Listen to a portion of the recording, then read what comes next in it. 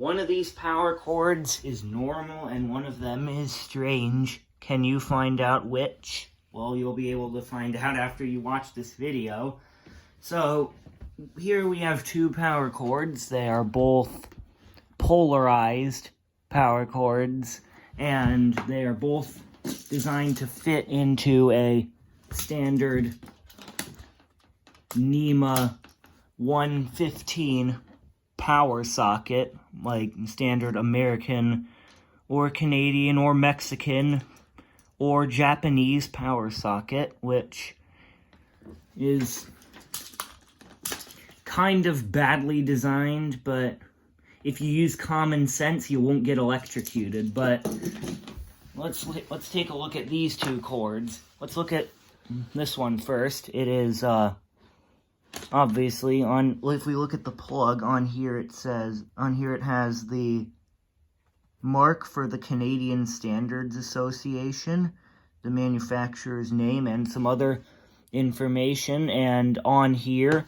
we have the UL safety mark and probably some listing number, measurement in American wire gauge, and manufacturer's name and the type of cable, and the information just repeating again just for good measure.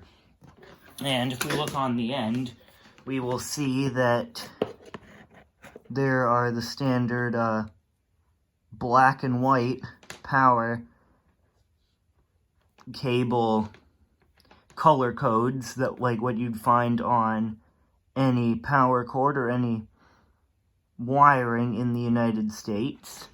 Pretty normal. Let's put that aside and let's look at the subject of this video. This thing, it has very uninspiring, and I doubt that it's actually UL listed, very uninspiring UL on there.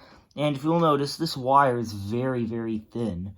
It's at least like, I mean, look at this. Like the conductor for the other wire is almost as thick as, and that's just one conductor. So that's definitely quite weird. And on here we have some information. It is it is measured in square millimeters, 0.75 square millimeters, and some various European certification and safety marks, as well as the CE mark. And if we take a look at the other side, for a product that has seemingly been designed for American use, focus, it has brown and blue wire colors, which is definitely not something that you see on any products designed for use in the United States, because they should not have brown and blue. They should have white and black, because this is the standard color coding. And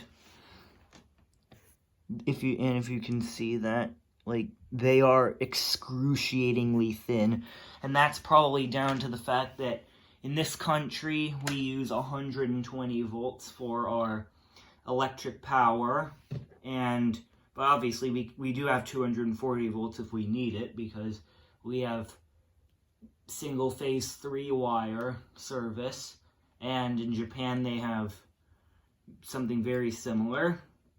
But in Europe they only have 240 volt single phase 2-wire service, so their wires can be thinner than ours, because devices can draw half the current on the higher voltage, so half the current on double the voltage, which makes sense, and it's why they use 240 volts in Europe. But this is definitely not something you should see on any product designed for use on 120 volts. This came off of an old Chinese-made DVD player. So, yeah. Well, that has been my short adventure into this really weird power cord. and also what our normal power cords look like in the United States. Thanks for watching.